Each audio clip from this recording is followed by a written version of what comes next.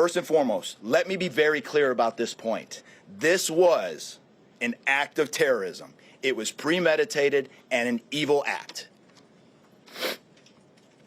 This was obviously a critical incident, and with that, lots of information and tips come pouring in from law enforcement, first responders, and the public.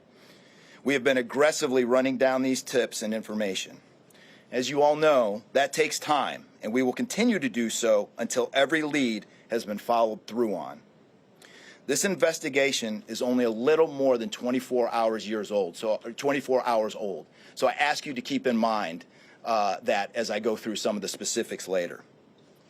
But at this point, currently, and this is another fact I want to be clear on, we do not assess at this point that anyone else involved in this attack except for Shamsud-Din Jabbar, the subject you've already been briefed on.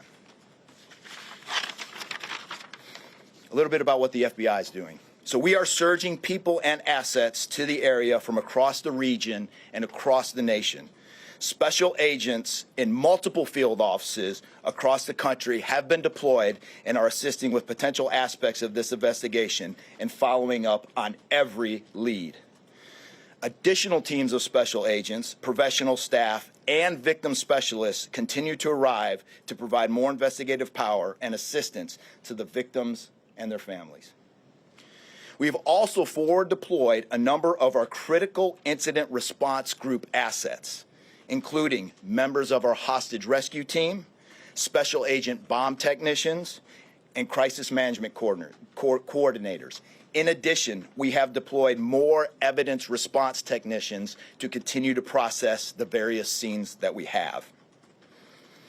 So far, we have received just over 400 tips from the public, and that information is being followed up on both here in New Orleans and across the country. Some of the tips are here in New Orleans, and there are other tips in other states across the country that we are following up on.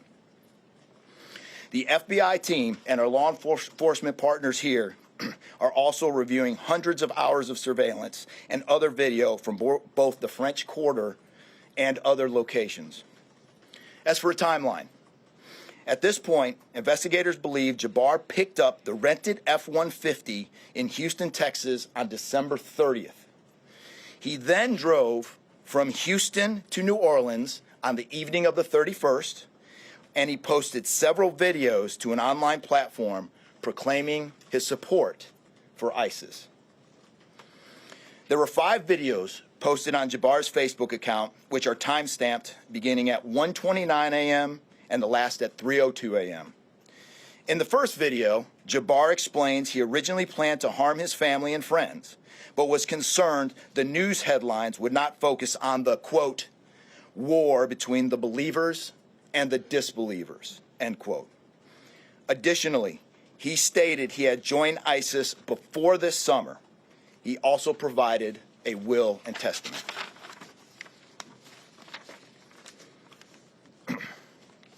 FBI and ATF. We have a couple different scenes at the location. We have released the scene at Bourbon Street. That scene has been released. We also have a scene off of Mandeville Address where we're currently searching that scene right now. FBI and ATF agents have secured that house, and that location is being searched for potential evidence. On New Year's morning, Jabbar opened fire after ramming through a blocked-off area of Bourbon Street, used his truck as a weapon to run over the victims. Teams of specially trained victim specialists, again, as I said, are on the ground here in New Orleans, assisting survivors of the attack and loved ones of the deceased. We do not believe the public is in any danger around any of these locations. 3 phones linked to Jabbar have been recovered, and digital media exploitation is a priority to see what is on the devices and determine if there are any other potential leads. Additionally, we have recovered 2 laptops and are currently reviewing them for any potential leads. Those laptops were recovered at the Mandeville address. Evidence technicians will also be going over the F-150 truck Jabbar was driving. As you know, we recovered an ISIS flag from the back of the vehicle. Jabbar declared his support for the terrorist group on social media, as I stated before, as he made his way to New Orleans. FBI bomb technicians also recovered 2 IEDs in coolers, one from the cross-section of Bourbon and Orleans Street, and the second at an intersection approximately 2 blocks away. There were multiple reports of other devices. Those reports turned out to be misinformation or not actual functioning devices. Those are the only 2 devices that we've been able to recover that were functional. Both devices were rendered safe on scene.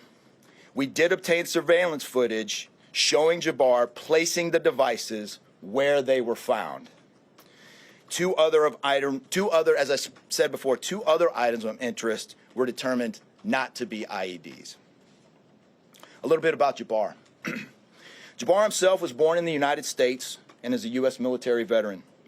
We are looking in everything in his life. While we have interviewed many people who know Jabbar, we still need to talk to others. Whether you know Jabbar personally, worked with him, served in the military, or saw him in New Orleans or Texas, we need to talk to you.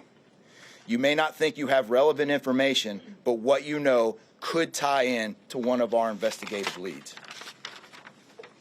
Specifically, we want to talk to anyone who was in the French Quarter on New Year's Eve or early on New Year's Day.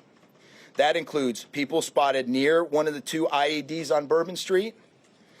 The IED was inside a cooler, and many people stopped and looked at the cooler and then continued on their way. Let's be clear, again, we do not believe at this point these people are involved in this incident in any way. We want to speak to them as witnesses and want to know what they saw and when. I went down to the crime scene last night. It is very hard to put into words what it looked like and how difficult it was to see.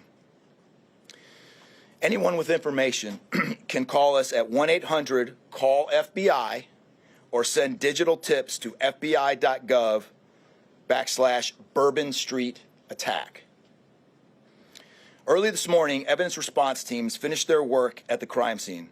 Bourbon Street has been turned over to the city of New Orleans. As you know, there's also an FBI investigation in Las Vegas. We are following up on all potential leads and not ruling everything out. However, at this point, there is no definitive link between the attack here in New Orleans and the one in Las Vegas. And again, I'll preface, as I close, I'll preface everything with what I started with in the beginning, which was this is very early in an investigation like this. Again, our thoughts and prayers are with the victims of this tragedy and everyone impacted across the country. They remain at the heart of our investigation. I also, although I've only been on the ground here a short time, I also want to express a sincere appreciation for our partners here, which include the U.S. Attorney's Office, HSI, ATF, the New Orleans PD, the Louisiana State Police, the Governor's Office, and countless others.